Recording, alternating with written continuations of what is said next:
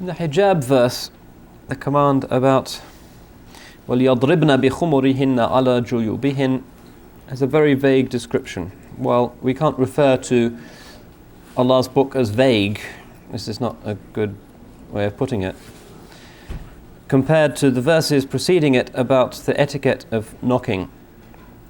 Why would Allah subhanahu wa ta'ala have this verse as vague and the ones before so detailed? Well, Allahu A'lam, part of the i'jaz of the book is that we can't really probe into the reasons for his style.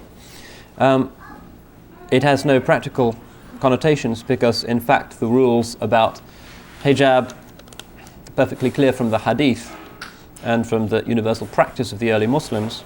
We know that everything except the face and the hands, and for many of the Hanafis, the feet, is considered to be awra. There's no substantial argument amongst the ulama. And the fact that there is no immediate Quranic dalil for that is neither here nor there. Most of the Sharia comes from the hadith, not from the kitab.